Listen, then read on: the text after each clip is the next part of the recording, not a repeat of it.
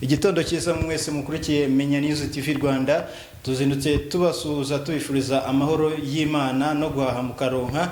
Tugiye kubagezaho amakuru atandukanye yaraye avuzwe ku mugoroba washize nazindutse avugwa muri iki gitondo, aho turi buze kwibanda ku makuru y'uruzinduko rwa Perezida wa Repubulika Paul Kagame yagiriye mu gihugu cya Tanzania, aho yakiriwe na mugenzi wiwe Samia Suluhu. Nese niki cyamugenzaga, ese iyo biganiro byagenze gute? Turaza turambure amakuru agiye atandukanye. Ese turaza kugaruka ku gihugu cy'u Burundi, ese bo baravuga gute, bagize iyi reaction, nabyo turaza kugaruka tubirambura. Turaza kujya muri Kongo, aho M23 yasohoye itangazo rya M23, aho abaturage bo muri Kongo hishwe inka zikabakaba cyangwa se zigera muri 50 z'abaturage. Ibyo byose ni inkuru turibuze kubagezaho. Hanyuma hagati aho ngaho rero sinige nyine ndi kumwe n'umunyamakuru Fisi waba dufitiye ayahe makuru? Yes, mbere ya byose rero mbanje kubasuhuza mbifuriza igitondo cyiza mwe mukurikira amakuru yo ku butaka bwa Repubulika Iharanira Demokarasi ya Kongo. Ibintu ntabwo byoroshye ahanga kuri ubu butaka, ibintu byakomeje kuba bibi cyane, ndetse nanone igihugu cy'u Burundi ntago byoroshye habe na gatoya. Ubu tuvugana ndagira ngo nkubwire yuko igihugu cy'u Burundi cyamaze kohereza abasirikare bagera kuri 500, ariko icyaje kuba mwoka byaramwe nuko abagera ku 180 bose bamaze kuba aribo bemera kuba bagenda. Abagera kuri 220 bo banga kujya kurwana hano ku butaka bwa Repubulika Iharanira Demokarasi ya Kongo kugira ngo bahangane na M23. Byatewe n'iki? Aba banze kujya no kubera iki? Abamaze kwanga kujya noneho byababereye bibi cyane. Byose nibyo tugiye kuza tubabwira. Si ibyo gusa, nanone kandi turaza kubabwira yuko uyu mugabo yamaze kugira ishyari rikomeye cyane. Ni ishyari rya kasamutwe nyuma yo kubona yuko Perezida w'igihugu cy'u Rwanda nawe yamaze gufata yazindukiye mu gihugu yakore uruzinduko mu gihugu cya Tanzania. Ubu tuvugana uyu mugabo nawe yamaze kuba ategura ikindi kintu cya kasamutwe kugira ngo abe yagaragaza yuko yihimuye. Iki ni igiki? Byose turaza tubibabwira neza 5/5. Hagati aho rero muduhe like rwose, ni ibintu byiza cyane. Ndetse kandi nanone nimba ari ubwa mbere ugeze hano kuri Menya News TV, ukomeze kuba nawe wareba ahantu handitse hepfo handitse subscribe, udusubscribing neza cyane. Yes, ramberi rero tudatinze cyane mbere uko twerekeza hano ku butaka bwa Repubulika Iharanira Demokarasi ya Kongo kugira ngo tumenye neza uburyo Kimakenga yateguye abasore biwe akabohereza mu bikorwa bigiye bitandukanye, ndetse ibikorwa byatumye ibendera rya M23 rizamuka, ndetse nanone bakaba bongeye kwihanangiriza Antoine Felix Tshisekedi ku rwego ruri hejuru cyane. Mbere yuko rero tujya aho ngaho, ndagira ngo ubanze utubwire mu by'ukuri amakuru udufitiye aho ngaho wari umaze kuvuga iyo kubyerekeranye na Perezida Paul Kagame wakoreye uruzinduko hano muri Tanzania. Utubwire uko bimeze ndetse niyo reaction yo mu gihugu cy'u Burundi, ubitubwire neza 5/5. Urakoze cyane Fisi. Uruzinduko rwa Perezida wa Repubulika y'u Rwanda yagiriye mu gihugu cya Tanzania byagaragaye ko rwari uruzinduko rwari rukenewe, rwari rutegerejwe, kuko yageze mu gihugu ategerejwe cyane. Yakiriwe na mugenzi we Madame Samia Suluhu, ubona ko yakiranwe ibyishimo byinshi n'abayobozi bamwe bari bateguwe. Yari protokole iri ku rwego rwo hejuru. Ni mu gihe bamwe bumvaga ko ari ikintu kidashoboka cyangwa se ari inkuru idashoboka kuba wenda Perezida Paul Kagame yagera mu gihugu cya Tanzania, ariko yigaragaje bidasanzwe, anatungura benshi mu gihe ibyo benshi bari biteze ko biri buze kuvugwa cyangwa se ari buze kuvugaho ntago ari byo yavuzeho. Mbere yuko tubagezaho iby'uruzinduko rwa Perezida Paul Kagame yagiriye cyangwa se n'ibihe bagiranye, ndagira ngo Fisi ubanze udusomere witonze ijambo kurindi ibyo Perezida Samia Suluhu yagejeje cyangwa se yanditse ku rubuga rwe rwa Twitter ashimira Perezida wa Repubulika y'u Rwanda. Yes, Samia Suluhu rero nkuko yakomeje kubitangaza ku rubuga rwe rwa X yagize ati ibyo nukuvuga ngo ubwo muri rusange ni ibyo Perezida Samia Suluhu yanditse ku rubuga nkoranyambaga. Yagize ati uruzinduko rwa Perezida wa Repubulika y'u Rwanda i Dar es Salaam narwakiriye mu byishimo bikomeye cyane, kandi rukaba rwongeye guhuza ibihugu byombi Tanzania n'u Rwanda. Si ibihugu by'abaturanyi gusa, ahubwo ni abavandimwe n'abafatanyabikorwa b'ingirakamaro bafite umubano wagutse vuba hafi 70%. Yavuze ati bafite umubano wagutse kandi vuba hafi ahangaha 70% by'ibicuruzwa byoherezwa mu mahanga n'u Rwanda binyuzwa ku cyambu cya Dar es Salaam. Ubucuruzi bwacu n'u Rwanda bwageze kuri miliyari 644 z'amashiringi akoreshwa muri Tanzania mu mwaka wa 2025, kandi ishoramari rituruka ku mpande zombi rikomeje gutera imbere no gutanga akazi ku baturage bacu. Ni mu biganiro twagiranye kandi twiyemeje mu kwihutisha amasezerano mu bufatanye dukuraho imbogamizi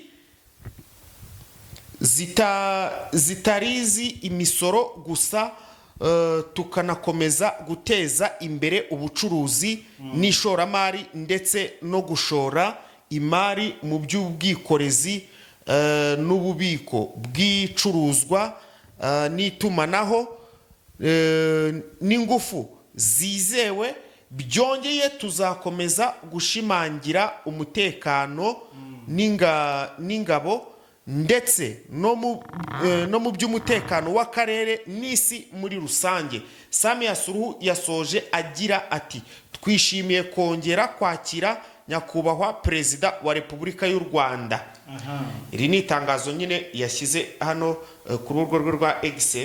Kandebe kano kantu kanditse ngo iki, itangazo aho twagarukira aho ngaho ubwo tugakomeza aka kandi n'ibindi biri ku ruhande. Naho Perezida Kagame rero yashimiye mugenzi we wa Tanzania Samia Suluhu bagiranye ibiganiro kandi bigatanga umusaruro. Perezida Kagame yashimangiye ko ibihugu byombi atari ibituranyi gusa, ahubwo ari ibivandimwe binasangiye amateka n'intego z'iterambere ry'abaturage babyo. Rero ubona ko uruzinduko rwa Perezida Paul Kagame yagiriye mu gihugu cya Tanzania rwatanze umusaruro. Byandi bavuga ngo ibuye ryanzwe ngo niryo ryubatse.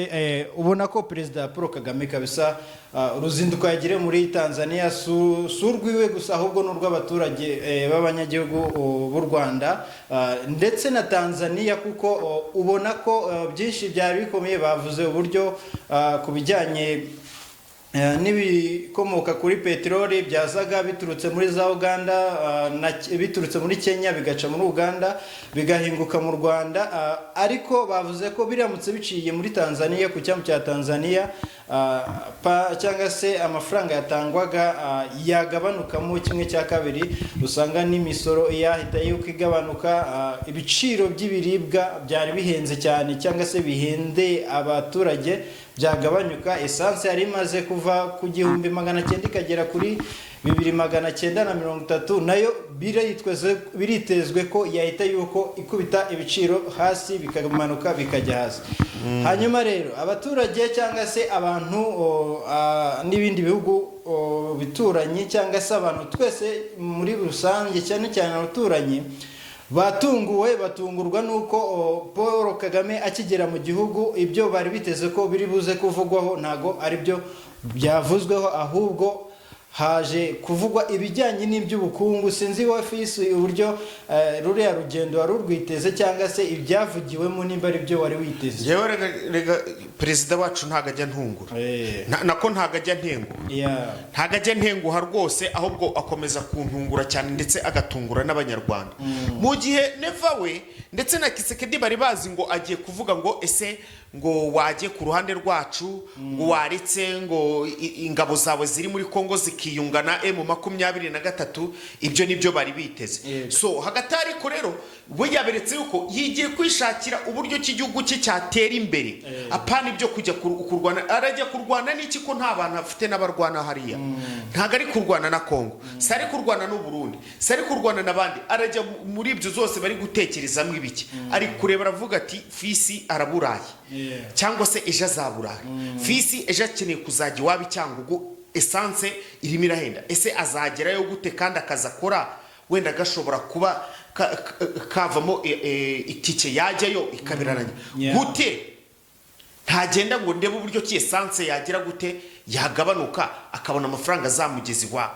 Ibintu nk'ibyo iby'umutekano nibyo rwose, nibyo bagiye bavuga nabo bariya rero ibatuze bagume hamwe bakosora.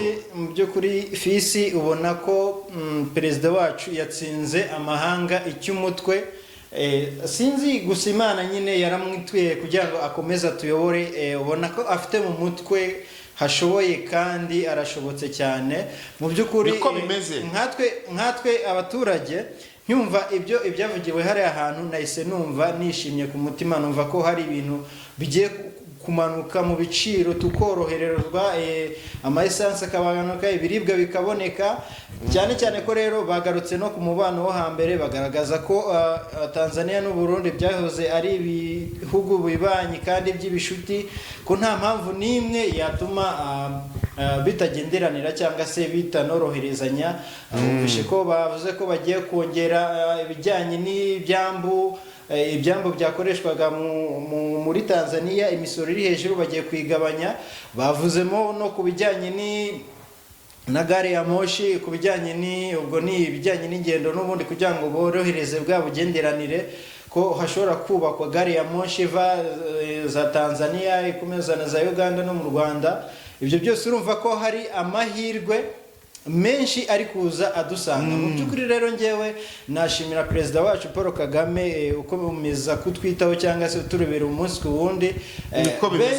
Benshi cyangwa se unuvuga ngo y'ubundi igihugu gifite umuperezida ushoboye kandi ushobotse, ufite no mu mutwe, igihugu gitera imbere cyane rwose. Rero rero Lambert, twihuse cyane, turimo turatinda, iminota irimo iratujyana. Ibyiza byo wamuvugaho ni byinshi cyane rwose ntiwabimara.